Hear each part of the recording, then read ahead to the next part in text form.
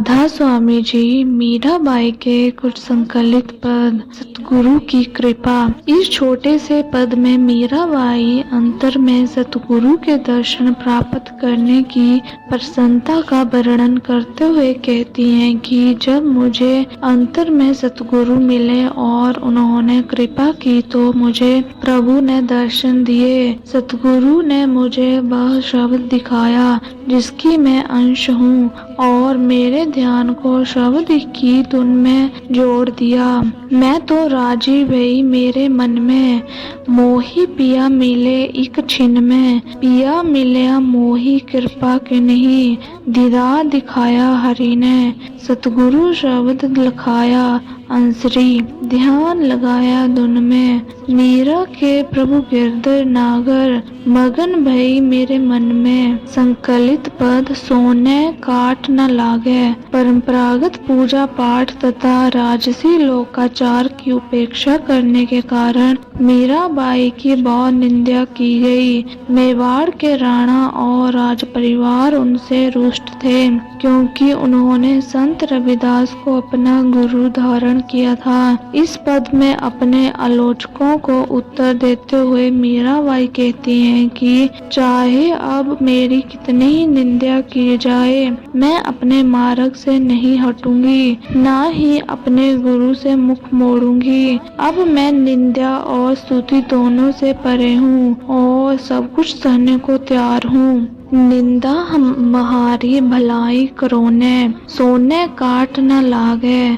जोग लियो जग जातो देखियो, हरि बजबा के काजे। जो कोई करनी में चूक पड़े तो सतगुरु महारा लाजे। धन रे लोका थारी करनी, कीड़ीरो कुंजर बनायो। अणदीठी अण सामले रे, बद बाद उठायो। कुल को छाड़ी कटुंडो छाड़ो, छाड़ी ममता माई। और दुनिया को दावो छोड़ो, छोड़ी लोप बढ़ाई। पर गल दोई में पलो बिछायो, मन भावे जू कहियो। यो जस मीरा बाई गावे, जू कहियो ज्यों सहियो। संकलित पद दर्द न जाने कोय। मीराबाई अपने प्रियतम के वियोग में व्याकुल हैं। अपनी विरह व्यथा में उन्हें ऐसा प्रतीत होता है मानो उनकी सेज सूली पर बिछी हुई है। अतएव उन्हें ना नींद आती है और ना ही चैन मिलता है। प्रीतम से मिलाप प्राप्त करना भी उन्हें असंभव सा लगता है क्योंकि उनका वास तो नेत्रों के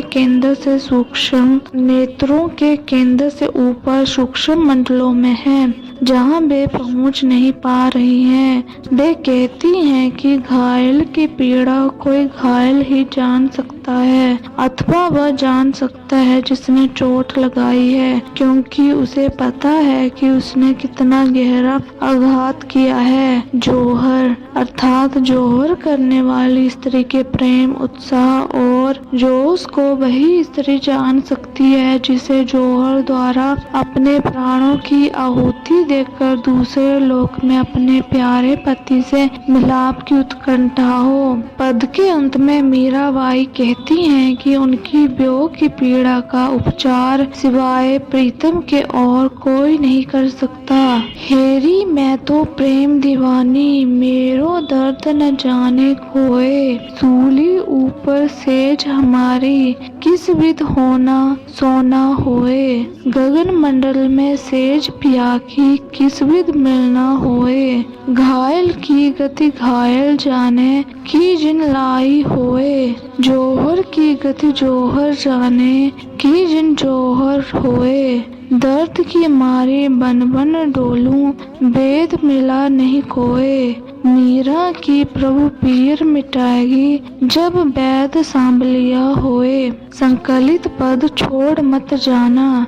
मीराबाई अपने गुरु से कहती हैं कि मैं गुणहीन और बलहीन हूँ, तुम सब प्रकार के समर्थ हो, तुम सब प्रकार से समर्थ हो। मैं तुम्हारी हो चुकी हूँ, अब तुम्हारे अब तुम्हें छोड़कर कहाँ जाऊं, मेरी लाज तुम्हारे हाथ में है। छोड़ मत जाज्यो जी महाराज, मैं अबला बल नाए गुसाई, तुम ही मेरे सिरताज। मैं गुणहीन गुण नाए गुसाई, तुम समर्थ महाराज। थारी होए के किणरे, जाओ तुम ही हिवड़ा रो साज। मीरा के प्रभु और न कोई, राखो अब के लाश। संकलित पद अनमोल अवसर। सभी संत कहते हैं कि मनुष्य जन्म परमात्मा को प्राप्त करने का अमूल्य अवसर है, जो बार बार नहीं मिलता, परंतु मनुष्य व्यर्थ के धंधों और संसार की मोह माया में उलझकर